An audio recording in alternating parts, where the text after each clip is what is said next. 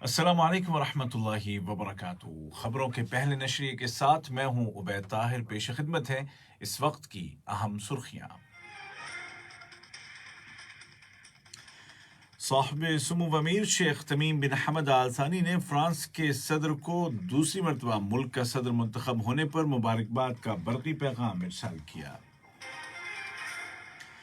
صاحب سمو امیر شیخ تمیم بن حمد آل ثانی نے نائجیریا کے صدر کو ایک آئل ریفائنری میں ہونے والے دھماکے میں ہونے والے جانی نقصان پر تعزیت کا تار روانہ کیا۔ یورپی اتحاد نے لیبر لا میں اصلاحات کے لیے قطری اقدامات کی تعریف کی ہے۔ اور روسی فوج کا حملہ مشرقی یوکرین میں جاری ہے، جبکہ امریکی وزیر خارجہ نے کہا ہے کہ رواں ہفتے امریکی سفارتکار یوکرین واپس لوٹنا شروع کر دیں گے۔ اور اب پیش خدمت ہے اردو ریڈیو قطر FM 107 سے آج کا پہلا مفصل نشریہ۔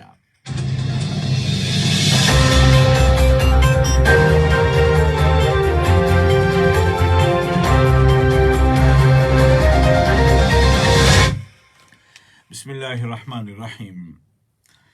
صاحب سمو امیر شیخ تمیم بن حمد آل ثانی نے فرانس کے صدر جناب ایمانوئل میکرون کو دوسری مرتبہ ملک کا صدر منتخب ہونے پر مبارکباد کا برقی پیغام ارسال کیا۔ نائب امیر شیخ عبداللہ بن حمد آل ثانی نے بھی اسی مناسبت سے فرانسیسی صدر کو تہنیت کا برقی تار روانہ کیا۔ صاحب سمو امیر شیخ تمیم بن حمد آل ثانی نے نائجیریا کے صدر جناب محمد بخاری کو جنوبی ریاست ریفرز میں واقع ایک آئل ریفائنری میں ہونے والے دھماکے میں ہونے والے جانی نقصان پر تعزیت کا برقی پیغام بھیجا اور زخمیوں کی جلد صحتیابی کے لیے نیک خواہشات کا اظہار کیا۔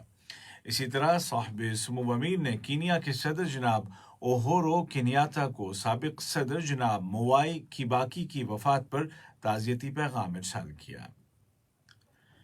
نائب امیر شیخ عبداللہ بن حمد آل ثانی اور وزیر اعظم و وزیر داخلہ شیخ خالد بن خلیفہ بن عبدالعزیز آل ثانی نے بھی نائجیریا اور کینیا کے صدور کو اسی حوالے سے تعزیت کے برقی پیغامات روانہ کیے۔ لیبر منسٹری نے سلامتی اور پیشہ ورانہ صحت کے عالمی دن کے موقع پر safety and professional health conference کا انعقاد کیا، جس میں وزیر برائے افرادی قوت یا لیبر منسٹر جناب علی بن سعید بن سمیخ المری بھی موجود تھے۔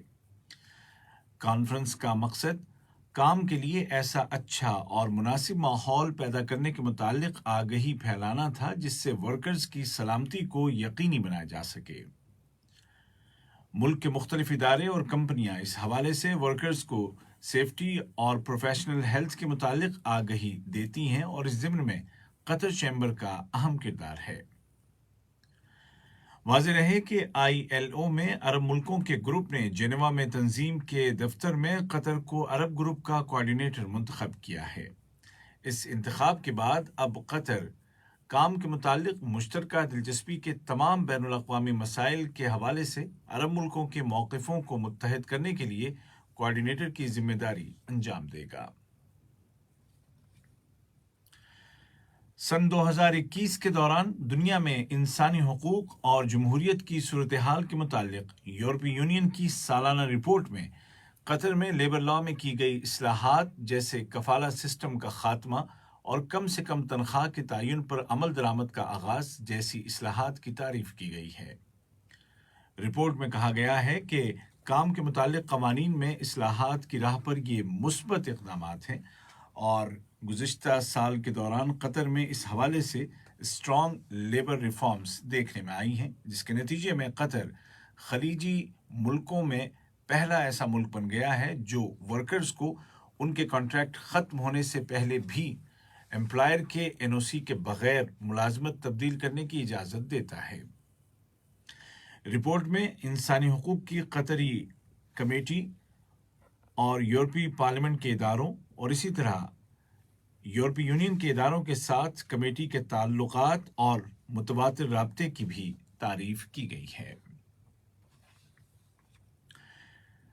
ریاست قطر نے دہشت گردی اور تشدد کے حوالے سے اپنے مستقل موقف کو دہراتے ہوئے کہا ہے کہ وہ اسباب و محرکات سے قطع نظر اس طرح کے ہر واقعے کو مسترد کرتی ہے۔ وزارت خارجہ نے ایک بیان میں جمہوریہ مالی کے وسطی علاقے میں واقع فوج کے 3 کیمپوں پر کیے گئے حملوں کی شدید الفاظ میں مذمت کی ہے۔ ان حملوں میں کئی فوجی ہلاک اور زخمی ہو گئے۔ بیان میں مارے گئے فوجیوں کے اہل خانہ، حکومت اور جمہوریہ مالی کے عوام کے ساتھ تعزیت کا اظہار کیا گیا ہے اور زخمیوں کی جلد شفایابی کے لیے نیک تمنائیں ظاہر کی گئی ہیں۔ یہ خبریں آپ اردو ریڈیو قطر FM 107 سے سن رہے ہیں۔ روس اور یوکرین کی جنگ کو تیسرا مہینہ شروع ہو چکا ہے۔ روسی فوج اپنے حملوں میں بالخصوص مشرقی علاقوں کو نشانہ بنا رہی ہے۔ روسی میزائلوں نے خارکیو میں 9 فوجی مقامات کو نشانہ بنایا ہے، جن میں 4 ہتھیاروں کے گودام ہیں۔ جنگ کے اس مشرقی محاذ کے قریب ہی واقع شہر کراماتورسک سے بھی دھماکوں کی آوازیں سنی گئی ہیں۔ ادھر ساحلی شہر ماریوپول میں روسی فوج فولاد کی اس فیکٹری میں داخل ہونے کی کوشش کر رہی ہے جہاں 1000 سے زیادہ شہری مورچہ بند ہیں۔ روسی فوج جنگی جہازوں اور توپ خانے سے فیکٹری پر گولہ باری کر رہی ہے۔ یوکرین کے صدر ولودیمیر زیلنسکی نے کہا ہے کہ ان کے ملک کو روس پر فتح حاصل ہوگی اور وہ ان مشکل حالات پر قابو پا لے گا۔ انہوں نے مطالبہ کیا کہ ان کے اور روس کے صدر ولادیمیر پوتن کے درمیان براہ راست مذاکرات ہونے چاہیے۔ یوکرینی صدر نے امریکہ کے وزیر خارجہ اور وزیر دفاع کے کییو دورے کو یوکرین کی سپورٹ کے حوالے سے اہم ترین پیغام قرار دیا۔ اس سے قبل امریکی اہلکاروں نے کہا تھا کہ وزیر خارجہ اینتونی بلنکن اور وزیر دفاع لوئڈ آسٹن کییو پہنچ گئے ہیں۔ روس کے حملے کے بعد سے یہ امریکی اہلکاروں کا یوکرین کا پہلا دورہ تھا۔ امریکی وزارت خارجہ کے ایک اعلیٰ افسر نے کہا کہ امریکی وزراء نے اعلان کیا ہے کہ رواں ہفتے سے امریکی سفارتکار بتدریج یوکرین واپس آنا شروع ہو جائیں گے۔ امریکی اہلکاروں نے اعلان کیا کہ امریکہ یوکرین کو $700 ملین کی مزید فوجی امداد دے گا۔ ادھر برطانوی حکومت نے بھی یوکرین کو مزید فوجی ساز و سامان بھیجنے کا اعلان کیا ہے۔ برطانیہ کے وزیر اعظم جناب بورس جانسن نے کہا کہ ٹیلی فون کال کے دوران یوکرین کے صدر ولودیمیر زیلنسکی کے ساتھ انہوں نے یوکرینی فوج کو بختر بند گاڑیاں، ڈرون طیارے اور ٹینک شکن ہتھیار فراہم کرنے پر اتفاق کیا ہے۔ اور فرانس میں صدارتی انتخابات کے دوسرے راؤنڈ کے نتائج کے مطابق فرانسیسی عوام نے ایک بار پھر ایمانوئل میکرون کو آئندہ 5 برسوں کے لیے اپنا صدر منتخب کر لیا ہے۔ فرانسیسی صدر نے 58% ووٹوں کے ساتھ بآسانی دائیں بازو کی شدت پسند امیدوار مارین لوپن کو شکست دے دی ہے۔ مس میرین نے اپنی شکست کو تسلیم کرتے ہوئے عہد کیا کہ وہ صدر میکرون کے خلاف جون میں مجوزہ پارلیمانی الیکشن سے پہلے اپنی سیاسی جدوجہد جاری رکھیں گی۔ صدر ایمانوئل میکرون نے ایفل ٹاور کے سامنے وکٹری اسپیچ کے دوران کہا کہ جن شہریوں نے ان کو ووٹ دیا ہے انہوں نے یہ ووٹ ان کے خیالات کو نہیں دیا بلکہ شدت پسند دائیں بازو کے خیالات کے خلاف اپنا ووٹ دیا ہے۔ انہوں نے کہا کہ وہ آئندہ 5 برسوں کے دوران اس ووٹنگ کا خیال رکھیں گے۔ انہوں نے مزید کہا کہ وہ سبھی فرانسیسی شہریوں کے صدر ہیں۔ آج کا پہلا نشریہ ختم ہونے سے قبل اس وقت کی اہم سرخیاں ایک مرتبہ پھر سن لیجیے۔ صاحب سمو امیر شیخ تمیم بن حمد آل ثانی نے فرانس کے صدر جناب ایمانوئل میکرون کو دوسری مرتبہ ملک کا صدر منتخب ہونے پر مبارکباد کا برقی پیغام ارسال کیا۔ صاحب سمو امیر شیخ تمیم بن حمد آل ثانی نے نائجیریا کے صدر کو ایک آئل ریفائنری میں ہونے والے دھماکے میں ہونے والے جانی نقصان پر تعزیت کا تار روانہ کیا۔ یورپی اتحاد نے لیبر لا میں اصلاحات کے لیے قطر کے اقدامات کی تعریف کی ہے۔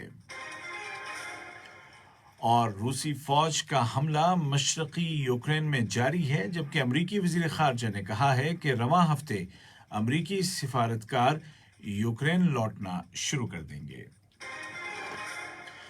اردو ریڈیو قطر FM 107 سے آج کا پہلا مفصل نشریہ اپنے اختتام کو پہنچا۔